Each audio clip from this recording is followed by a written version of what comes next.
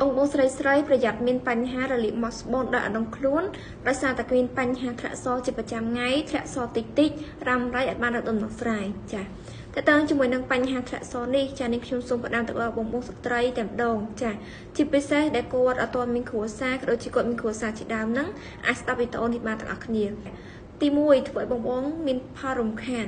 អាចធ្វើឲ្យទៅជាលមាស់ទៅជាធំក្លិនទៅជាក្តៅកាហាយឬក៏មានការឈឺស្ងួតរបស់រវាងធ្មេញនឹងតែម្ដងជាពិសេសពីបងអង្គរស់នៅជាមួយគ្រួសារចា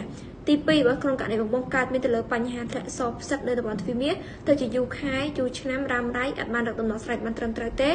បងនឹងប្រឈមខ្លះលើការរលាកទ្វីមាសនិងរលាកមាត់ស្បូនចាគឺមាត់ស្បូននិងទ្វីមាសគឺនៅជាប់គ្នាអញ្ចឹងកាលណារលាកទ្វីមាសហើយគឺមាត់ស្បូនបងគឺអត់នៅទេគឺរលាកតែម្ដងហើយជាពិសេសបងអង្គរស់នៅជាមួយគ្រួសារខ្លាំងណាស់ចាដោយសារវាក្តៅកាហាយពេលនៅជាមួយគ្រួសារទៅវាឈឺចាប់ណាស់ចាជាពិសេសវាប្រកបដោយក្លិនក៏ដោយការលមាស់ថែមទៀតជាគឺវាផលវិបាកច្រើនមែនទែនចំពោះស្ត្រីដែលគាត់កើតមានទៅលើបញ្ហាធ្លាក់សផ្សិតនឹងអញ្ចឹងហើយចេះតែสนំប៉របស់បងដែលគាត់មានទៅលើបញ្ហាធ្លាក់សតិចឬក៏ធ្លាក់សយូរខែហ្នឹងគួរតែរកដំណោះស្រាយចេញទៅធ្លាក់សតិចប៉ុន្តែអាចបង្កទៅជាធ្ងន់ធ្ងរបាននៅថ្ងៃអនាគតចាជាពិសេសបងដែលគាត់ទៅតែមានគ្រួសារមានកូនមួយឬក៏កូនពីរហើយគាត់ចង់បានកូនទៀតចាគឺបងការមានកូនខ្លាំងមែនទែនអញ្ចឹងបើសិនជាបងស្រឡាញ់សុខភាពចង់ឲ្យគ្រួសាររស់នៅជាមួយគ្នាដោយមានសេចក្តីសុខគួរតែដោះស្រាយចេញទៅលើពពុះមេរោគផ្សិតហ្នឹង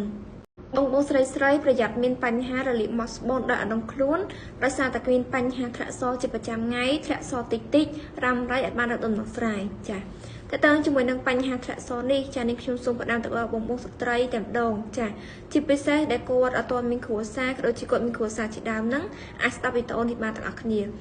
ទី1ធ្វើឲ្យបងមានផលរំខាន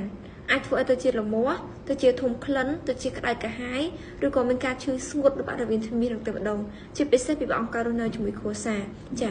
ទី2បើក្នុងករណីបងកើតមានទៅលើបញ្ហាធ្លាក់សផ្សិតនៅតំបន់ទ្វីមាសទៅជាយូរខែយូរឆ្នាំរ៉ាំរ៉ៃអាចបានរកដំណោះស្រាយបានត្រឹមត្រូវទេបងនឹងប្រឈមខ្លះលើការរលាកទ្វីមាសនិងរលាកមាត់ស្បូនចាគឺមាត់ស្បូននិងទ្វីមាសគឺនៅជាប់គ្នាអញ្ចឹងកាលណារលាកទ្វីមាសហើយគឺមាត់ស្បូនបងគឺអត់នៅទេគឺរលាកតែម្ដងហើយជាពិសេសបងអង្គរស់នៅជាមួយគ្រួសារខ្លាំងណាស់ចាដោយសារវាក្តៅកាហាយពេលនៅជាមួយគ្រួសារទៅវាឈឺចាប់ណាស់ចាជាពិសេសវាប្រកបដោយក្លិនក៏ដោយការលមាស់ថែមទៀតជាគឺវាផលវិបាកច្រើនមែនទែនចំពោះស្ត្រីដែលគាត់កើតមានទៅលើបញ្ហាធ្លាក់សផ្សិតនឹងអញ្ចឹងហើយចេះតែสนំប៉របស់បងដែលគាត់មានទៅលើបញ្ហាធ្លាក់សតិចឬក៏ធ្លាក់សយូរខែហ្នឹងគួរតែរកដំណោះស្រាយចេញទៅធ្លាក់សតិចប៉ុន្តែអាចបង្កទៅជាធ្ងន់ធ្ងរបាននៅថ្ងៃអនាគតចាជាពិសេសបងដែលគាត់ទៅតែមានគ្រួសារមានកូនមួយឬក៏កូនពីរហើយគាត់ចង់បានកូនទៀតចាគឺបងការមានកូនខ្លាំងមែនទែនអញ្ចឹងបើសិនជាបងស្រឡាញ់សុខភាពចង់ឲ្យគ្រួសាររស់នៅជាមួយគ្នាដោយមានសេចក្តីសុខគួរតែដោះស្រាយចេញទៅលើពពុះមេរោគផ្សិតហ្នឹង